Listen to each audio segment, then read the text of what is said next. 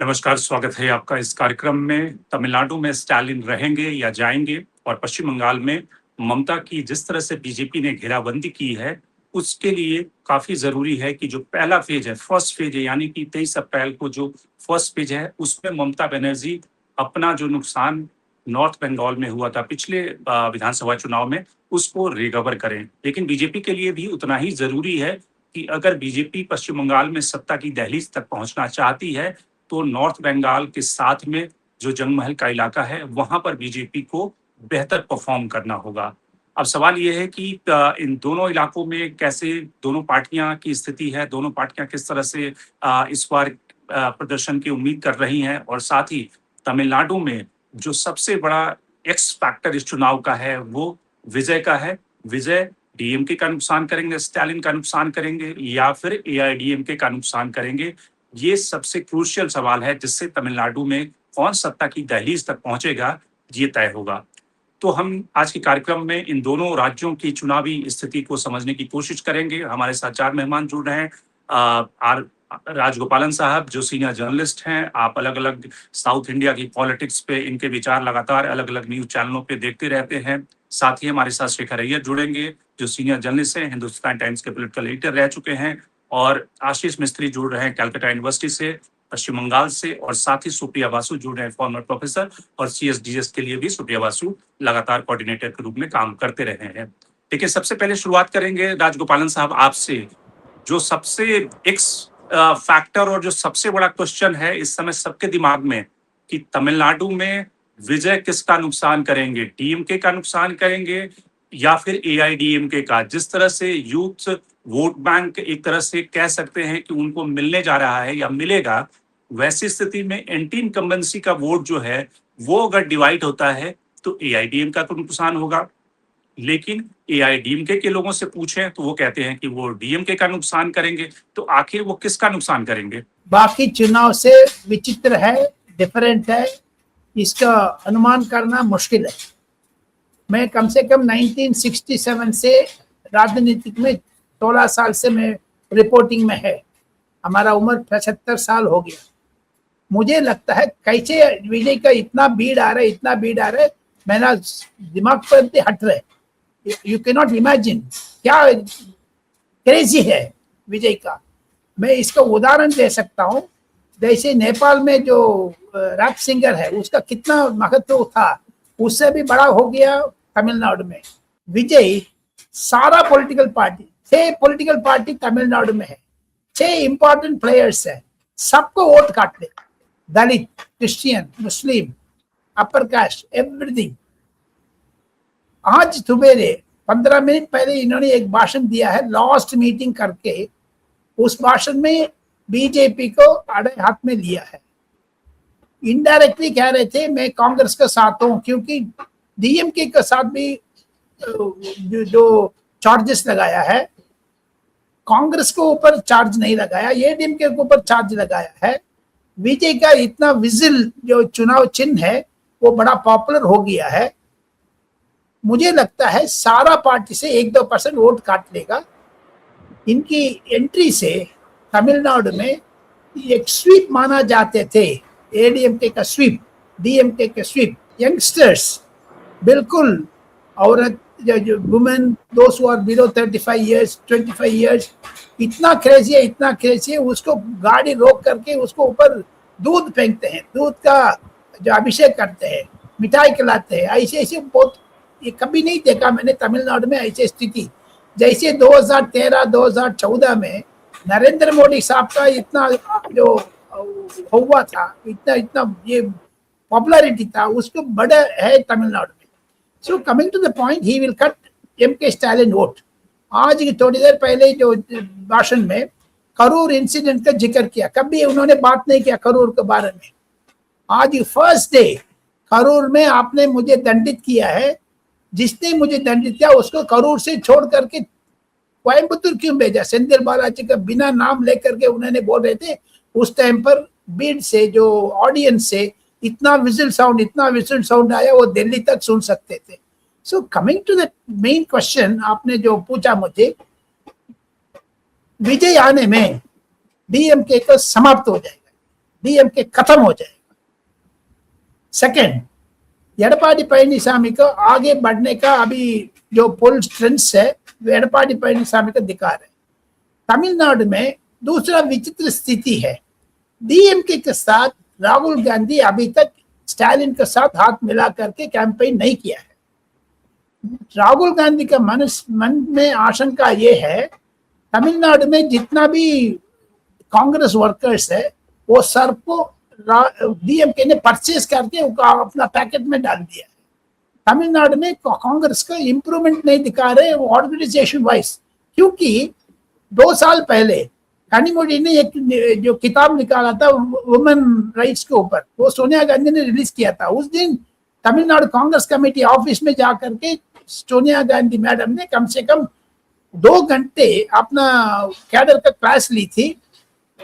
जैसे अन्नामलई ने एन मन नक्कल मक्कल यात्रा कर रहे, आप लोग भी करो, बीच में जाओ, जनता को बीच में जा करके उनको सुख न सुख सबको पूछ करके सरकार को बोल दो, we should not be aligning with DMK, we must also show our strength. ऐसे वो चीज है, तमिलनाडु कांग्रेस टूट गया, ये डीएमके का बड़ा नुक्स पहुंचाएगा। क्रिश्चियन वोट्स, मुस्लिम वोट्स उनके पास है, कांग्रेस के पास, वो सारा विजय के पास जाएगा। सो देयरफॉर मुझे लगता है Vijay is going to spoil the game of DMK, यही तो है। एंड आई फोरसी ये हंग असेंबली इन तमिलनाडु। ये फर्स्ट टाइम भाई साहब, एक डायलॉग दर्शकों को ये कहना चाहता हूँ, तमिलनाडु में एक कोएलिशन गवर्नमेंट आने वाले हैं। ओके शेखर, आप भी इसी राय से इत्तेफाक रखते हैं कि जो विजय हैं वो डीएमके का नुकसान करेंगे, या आपको लगता है कि एंटी इनकम्बेंसी जो वोट है वो अगर जिसका की फायदा एआईडीएमके को होना था, वो अगर डिवाइड होगा तो फिर डीएमके का फायदा होगा? पहले तो जब 2 साल पहले जब विजय ने अपनी पार्टी शुरू की और पूरा राजनीतिक मैदान में प्रवेश किए, तब डीएमके नेता ने सोचा कि ये विपक्ष का वोट को बंटवारा होगा, क्योंकि विपक्ष को जो डीएमके के खिलाफ जो वोट है उस पर डिवाइड होगा। लेकिन जिस तरह विजय और डीएमके के बीच में लड़ाई शुरू हुई और विजय को रोकने के लिए कई कोशिश की गई थी, उनको कहीं जाने का प्रॉब्लम था, फिर करूर का जो घटना हुआ जहाँ पे 42 लोग मारे गए स्टैम्पीड में, जिसमें पुलिस का बंदोबस्त ठीक नहीं था, और उसके ऊपर विजय पर भी आरोप लगाया गया। तो उसके बाद ये मुकाबला डायरेक्ट हो गया, विजय का ज़्यादातर जो कैंपेन रहा डीएमके के खिलाफ रहा है।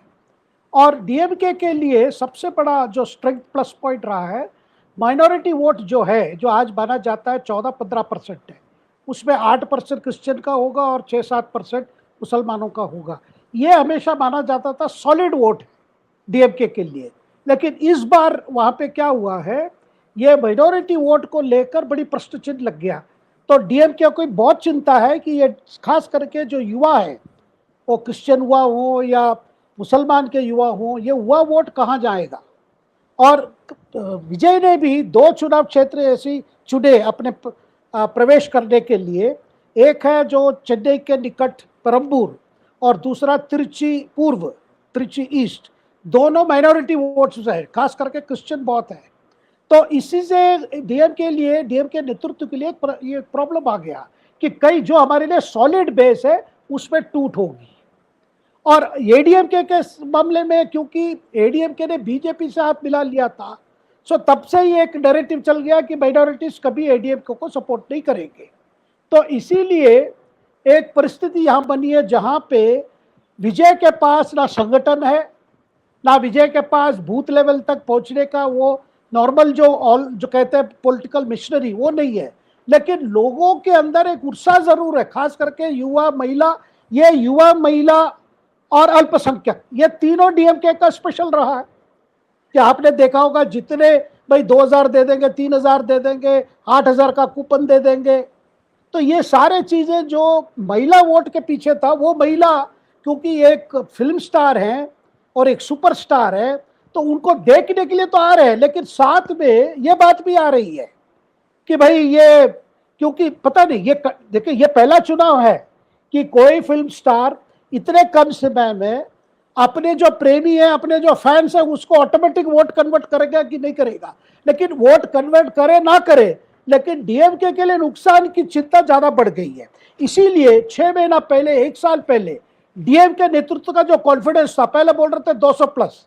और दूसरी बात, जो बात अभी राजगोपाल जी ने भी जिक्र किया, डीएमके के गठबंधन के अंदर जो पहला जो एक लगाव था, वो लगाव इस बार नहीं है, खास करके कांग्रेस। क्योंकि कांग्रेस को राहुल गांधी जी का एक ये था, भाई आप डिक्लेयर करो कि अगले जो सरकार बनेगी वो मिलीजुली सरकार होगी और कांग्रेस भागीदारी रहेगी सत्ता में। उसके लिए स्टालिन तैयार नहीं थे। ये कहकर भाई हमारे डीएमके मॉडल में, द्रविड़न मॉडल में सत्ता हम कभी शेयर नहीं करते, हम कोलिशन करते लेकिन सत्ता शेयर नहीं करते। तो इस तरह जो बातें को लेकर राहुल गांधी नाराजी थी, फिर स्टालिन ने चिदम्बरम को पकड़ के, खरगे को पकड़ के, सोनिया से बात करके किसी तरह एक अलायंस हो गई, सीट भी दी गई। लेकिन जिस तरह सीटें बांटे गए कांग्रेस के अंदर, और टीएनसीसी चीफ सेल्वे पेरुंदुगई देखा आपने, लास्ट में जाके एक विवाद में ये कर दिए। उन्होंने राहुल गांधी का भाषण अनुपात करते करते ऐसे चीजें बोल दिए जो राहुल गांधी नहीं बोले, और राहुल गांधी भी अपने भाषण में एआईएडीएमके को प्रेस कर दिए कि एडीएमके ने अच्छा ये दिया, वो दिया, ये दिया। तो इतनी कंफ्यूजन हुई है इस बार इस अलायंस में, ये भी क्या असर पड़ेगा। और कांग्रेस कैडर के बीच में देखिए क्या था, पहले विजय का सोच भी यही था कि भाई अगर कांग्रेस निकल आएगी डीएमके अलायंस से, कांग्रेस और विजय के बीच में गठबंधन होता, वो सबसे बड़ा नेचुरल अलायंस होता, क्योंकि पूरा माइनॉरिटी वोट कांग्रेस और टीवी के पीछे लग जाता। लेकिन वो कांग्रेस के कुछ तमिलनाडु के कांग्रेस लीडर्स जो स्टालिन के निकट है, वो उन्हें नहीं दिए। साथ में चिदम्बरम नहीं चाहते थे भाई उनका 2028 में राज्यसभा खत्म हो रहा है, भाई हमारे तो चल रहा है, भाई अगले राज्यसभा भी मिल जाएगा अगर डीएमके सत्ता में आएगी।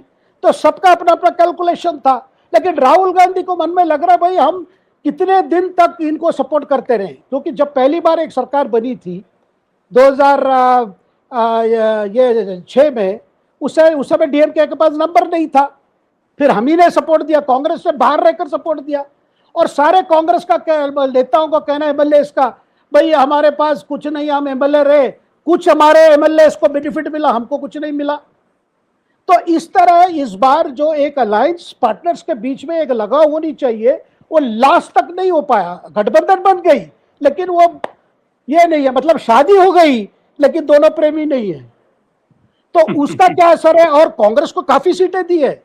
प्रियंका तो यहाँ तक कैंपेन तक नहीं करने गई, और जो तमिलनाडु के कांग्रेस के ग्रास रूट लेवल के जो जिनको टिकट दी गया, उन सबका यही कंप्लेन वो था कि कांग्रेस ने उस तरह से रिसोर्स मोबिलाइज नहीं किया तमिलनाडु में। बिल्कुल, देखिए ऐसा लगा कि केंद्र कांग्रेस नेतृत्व, खास करके राहुल गांधी जी को और प्रियंका गांधी जी को मन नहीं लगा।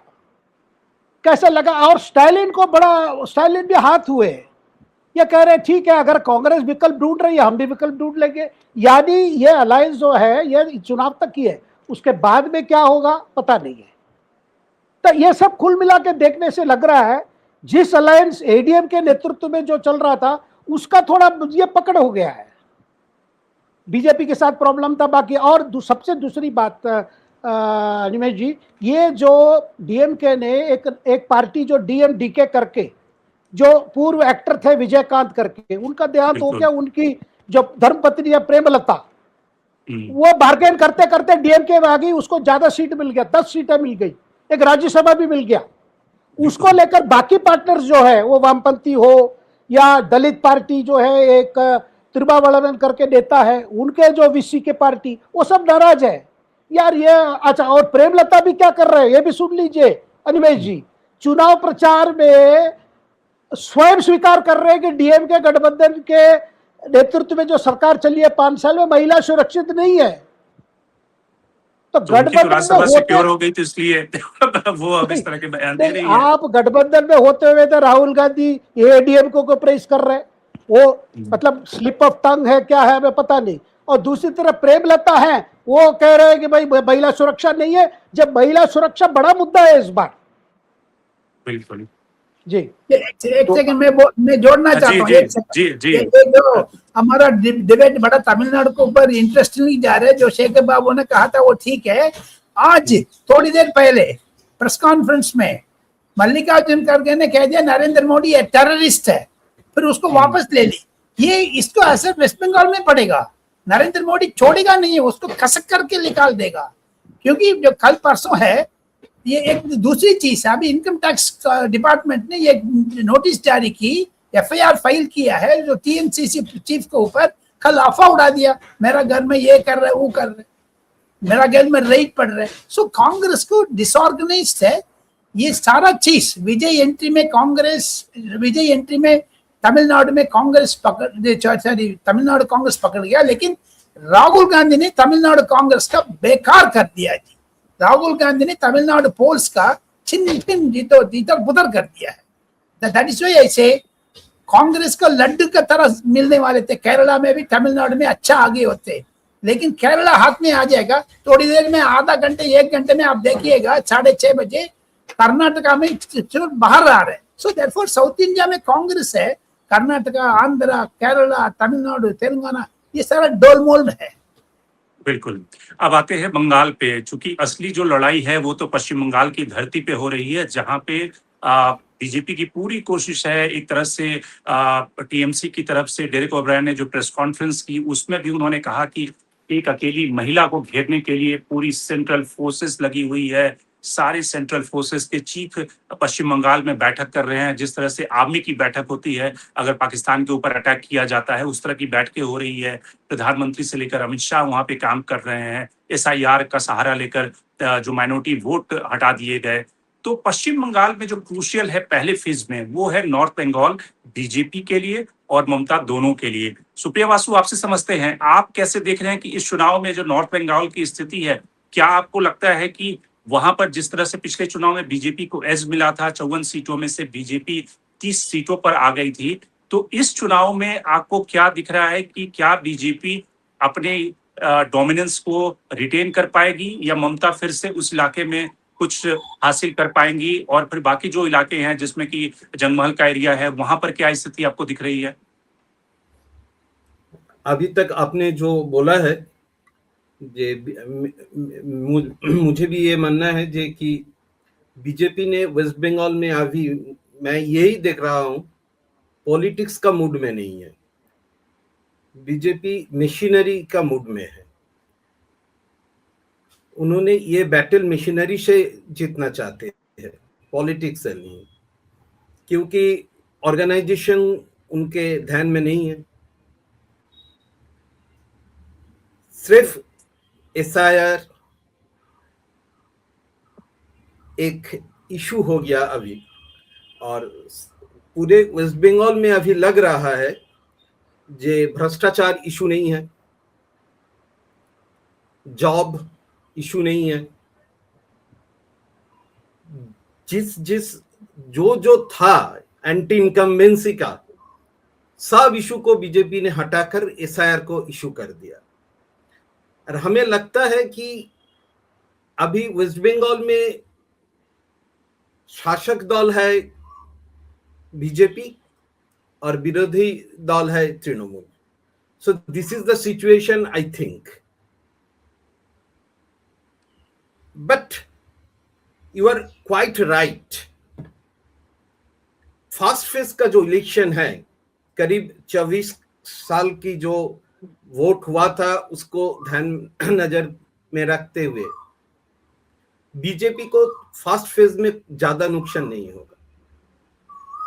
बीजेपी का चैलेंज है राजवंशी वोट, जहां पर कुछ स्प्लिट हो सकता है, और बीजेपी का चैलेंज होगा मालदा एंड मुर्शिदाबाद।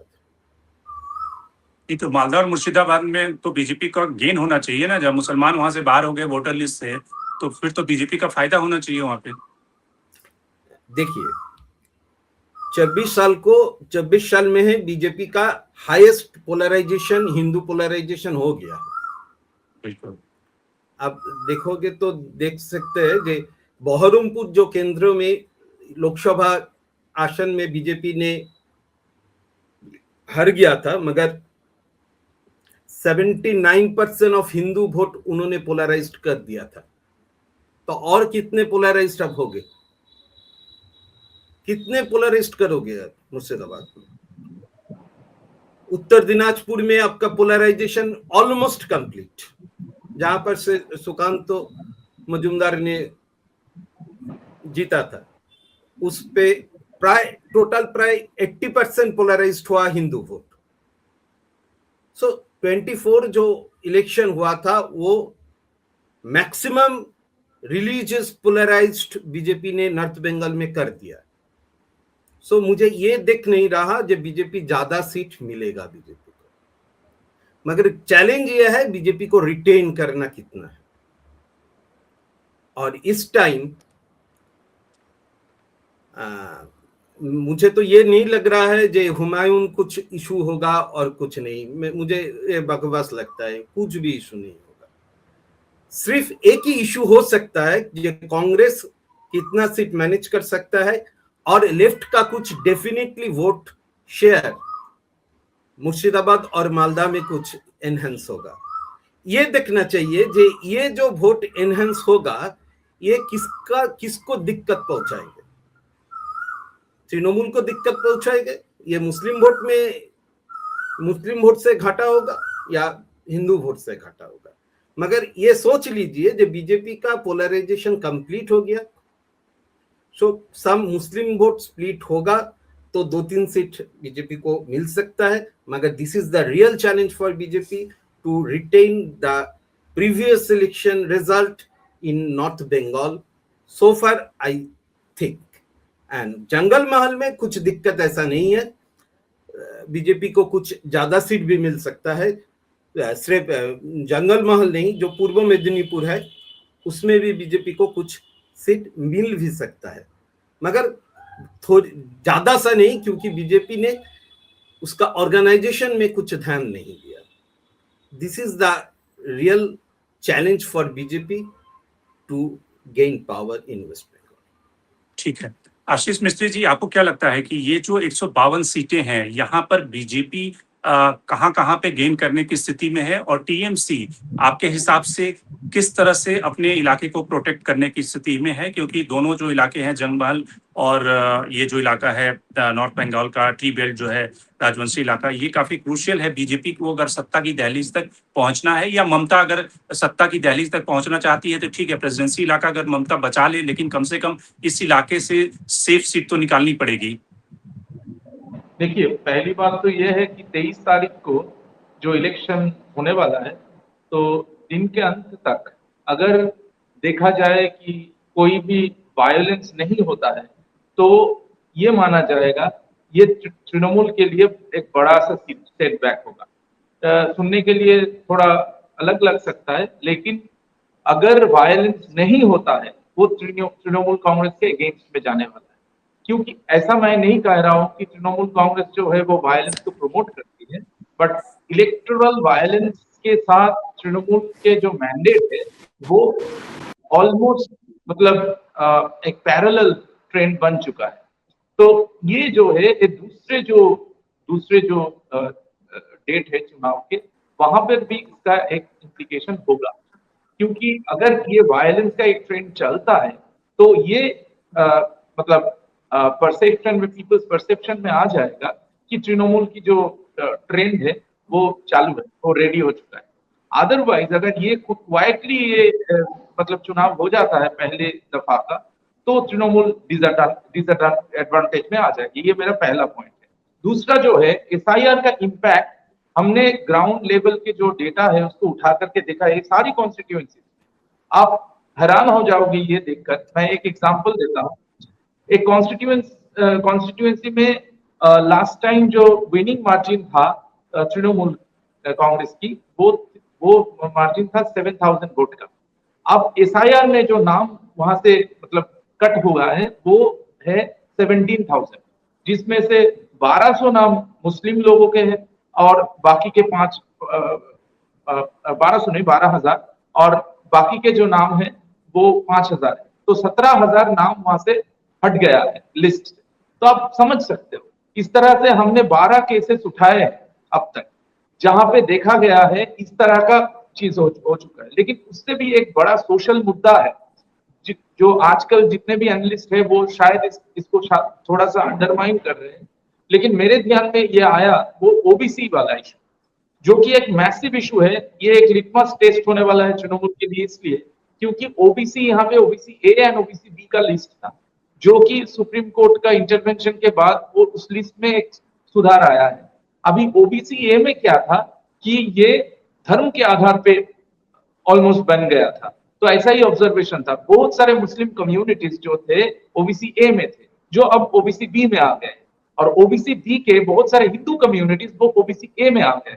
तो लास्ट 1.5 साल में जो हुआ है, एक तो रिक्रूटमेंट सारे रुका हुआ था, उसके बाद जो भी रिक्रूटमेंट हुआ था वहां पे एक एंगर है मुस्लिम सोसाइटी में कि ये क्या हो रहा है, दीदी हमारे साथ है लेकिन फिर भी हमको ये रिजर्वेशन नहीं मिल रहा है, क्योंकि रिजर्वेशन से नाम हट गया है।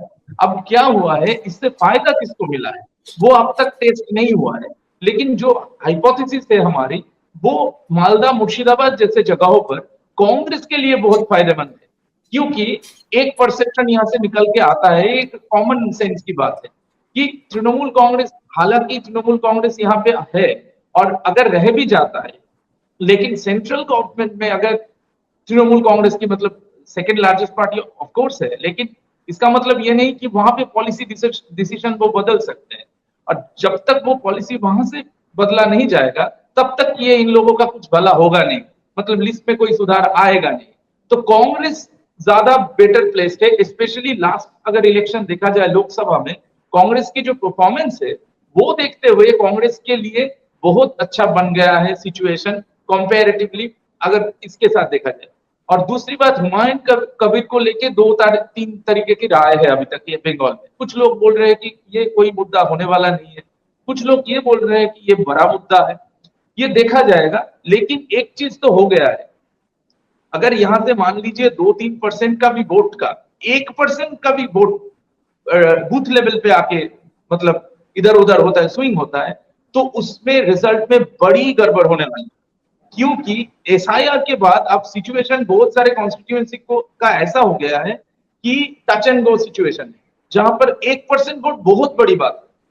तो इतना इजी है नहीं तृणमूल के लिए, और इसीलिए एक चीज है, सोशल मीडिया पे आप देख लीजिएगा, अब एक ही चीज चल रहा है, कोई सोशल मुद्दा कुछ नहीं।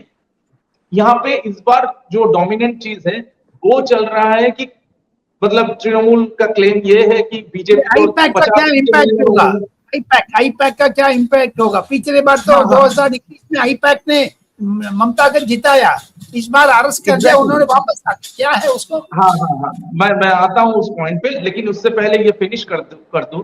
ये जो है कि सोशल मीडिया में इनका क्लेम क्या है, बीजेपी को 50 से ज्यादा सीट नहीं मिलेगी। अब बीजेपी का क्या है, वो डिफेंसिव है। बीजेपी का क्लेम यह है कि हम 170 पार कर जाए। तो इशू क्या है, कोई राइटिस्ट पार्टी इस तरह का क्लेम कब करता है, जब उनको, ये कॉमन सेंस की बात है, जब उनको डाउट है। वो इलेक्शंस में जाने से पहले ही, दोनों ही पार्टी का सेम स्ट्रेटेजी है। देखिए, इलेक्शन से पहले ही बीजेपी ये इलेक्शन जीतना चाहता है, एग्जैक्टली तृणमूल भी इलेक्शन से पहले ही ये डिक्लेयर करना चाहता है हम जीत चुके हैं। तो उनकी जो ट्रेंड है ना, जो हवा होती है ना, जब लहर होती है ना, वो लहर पैदा करने की जो कोशिश है वो सेम है। तृणमूल का कोशिश ये है कि वो पहले ही बताना चाहते हैं कि मैं जीत गया हूं, और वो भी। और अब आते सर ने जो क्वेश्चन किया है, जैसे आईपैक है, आप रिसेंटली देखिएगा, आईपैक वो एक अंदर की न्यूज है, 30 लोग है जो इंपॉर्टेंट एनालिस्ट है जो आईपैक को छोड़ के शिफ्ट कर गए हैं ऑलरेडी। ये न्यूज किसी के पास है नहीं। दूसरा जो है, आप वेरी रिसेंटली देखिएगा, एक हफ्ते पहले आईपैक के जो डायरेक्टर्स है, वन ऑफ द डायरेक्टर्स, उनको मतलब ईडी ने उनको ये किया है।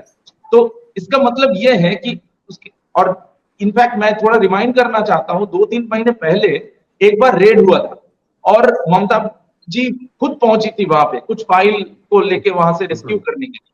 तो तब कुछ चीजें जो है आईपैक के जो सॉफ्ट कुछ मतलब हार्ड डिस्क वगैरह वहां से ईडी ने वहां से उठाया था। तो क्या था ये पूरा मामला? अब देखिएगा, लेटेस्ट जो इसमें हुआ है, जार्विस कंसल्टेंसी नाम के एक फर्म है, उस कंसल्टेंसी फर्म को सौंपा गया है रिस्पॉन्सिबिलिटी वेस्ट बंगाल इलेक्शंस के लिए। बीजेपी ने किया है, लास्ट टाइम नहीं किए थे। तो अब क्या है, आईपैक के अगेंस्ट में जार्विस टेक्नोलॉजी मतलब कंसल्टिंग एजेंसी वो आ गए। और इस लास्ट टाइम हम लोग क्या डिस्कस करते थे कि एक हॉर्स ट्रेडिंग, एक पार्टी छोड़ के दूसरे पार्टी में जाना। अब जो नया चीज आने वाला है इस इलेक्शन से वो ये है कि एक कंसल्टेंसी फर्म को छोड़ के दूसरे कंसल्टेंसी फर्म में जाना, जैसे कि आईपैक के काफी सारे लोग हैं जो वहां से वहां जा चुके हैं ठीक है, ऑलरेडी। तो ये ठीक है। इतना आरामदायक इलेक्शन है नहीं तृणमूल के लिए जितना हम सोच रहे हैं। ठीक है, आशीष आपसे और शेखर पहले आप इसका जवाब दे दें कि ढेर सारे जो पोलस्टर हैं, जो बड़े पोलस्टर हैं, यशवंत देशमुख, उनसे मेरी बात हो रही थी, तो यशवंत ने कहा कि देखिए जो स्थिति है उसमें ममता की जो सीटें हैं, आप समझे कि 90 सीटें वैसी हैं जिसमें कि ममता एक तरह से उनकी लीड है, या फिर जिसको कहें कि वो मुस्लिम डोमिनेटेड सीट है।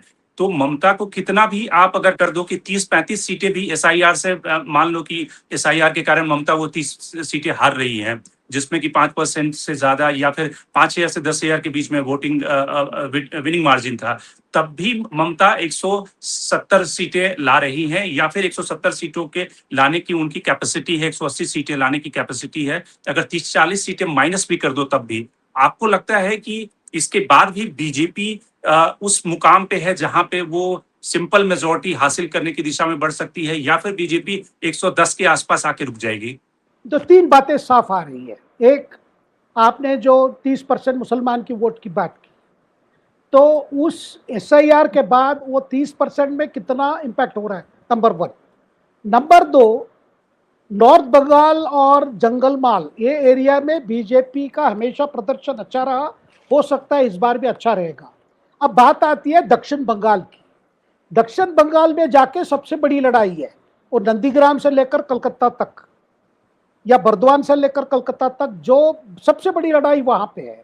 उसमें ये जो बात आ रही है, जो बात अभी कुछ समय पहले हमारी पैनलिस्ट जो कह रहे थे, अगर बिना डर एक माहौल बनता है, लोग जाके वोट करेंगे, तो ममता के लिए खतरा है। उसके लिए इतना पैरामिलिट्री फोर्सेस भेजा गया ताकि लोग आके बाहर आके वोट करें, नंबर 1, वायलेंस ना होने से। नंबर 2, अभी भी कोई नहीं कह रहा है कि ममता पावर हार रही है, लेकिन ये बहुत बड़ी बात है अनिमेश जी, 2012 सीट मिली थी उनको 2021 में, उससे अगर वो सीटें घटेगी और बीजेपी के 70 सेंसस 100 पार कर देगी, तो वहां पे माहौल ऐसा बनेगा, हो सकता है ये चुनाव जीत जाए और ममता दोबारा चौथी बार सीएम बन जाए। लेकिन उसके बाद जो परिस्थिति बनेगी, क्योंकि सबसे बड़ा चुनौती ममता के लिए तृणमूल के अंदर है, उसमें भाईपो भी शामिल हैं, वो भी ज्यादा समय इंतजार नहीं करेंगे, वो भी मुख्यमंत्री बनना चाहते हैं, हाथ में लेना चाहते हैं और ममता को राष्ट्रीय लेवल पे भेजना चाहते हैं। एक बात है। दूसरी बात, ये अगर बीजेपी 100 पार करेगी, तब इसका मतलब आगे खेल बहुत कुछ होगा। इसीलिए ममता का अभी लेटेस्ट जो कोशिश है, किसी तरह बीजेपी की संख्या ना बढ़े, इसके लिए रणनीति तैयार हुई है, वही आगे चल रहा है।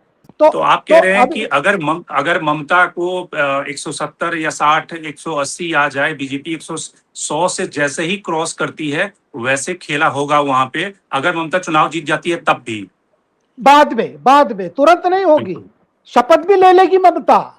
लेकिन आज क्या है, तृणमूल के अंदर इतनी ग्रुपिज्म है, इतना मतलब सबसे अंदर जो तृणमूल वैसा नहीं है जो पहला था, और ममता का अथॉरिटी, अभिषेक बनर्जी का अथॉरिटी, यंग जो एमएलए जो बनेंगे और जो पुराने जो वरिष्ठ जो नेतागण हैं, उनके बीच में कई प्रॉब्लम्स हैं। तो कोई नहीं सोच रहा है कि बीजेपी से वोट ले लेगी, ऐसा सोच किसी का नहीं है। लेकिन यह जरूर है, बीजेपी की फिगर्स बढ़ेगी और ममता की फिगर घटेगी, ये तो क्लियर है।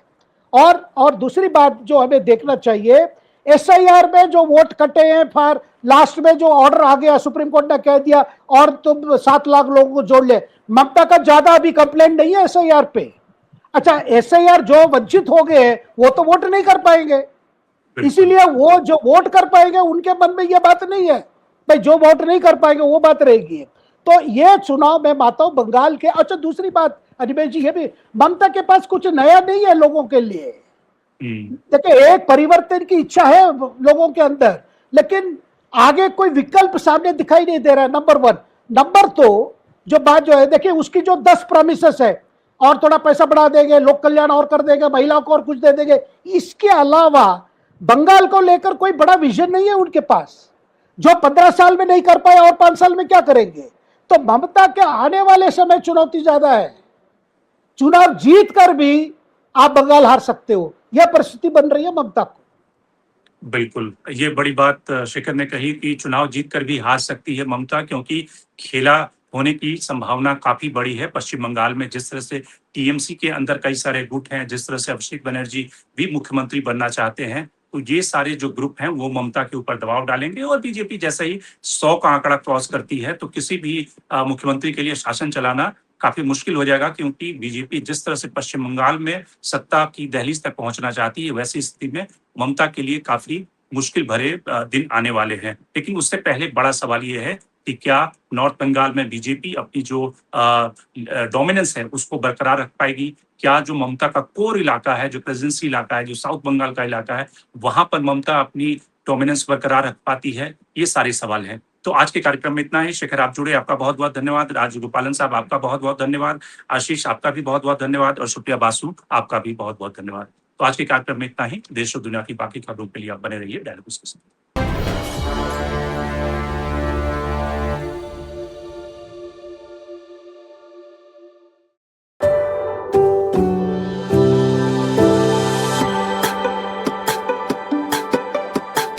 Every book has a journey, and every author has an untold story.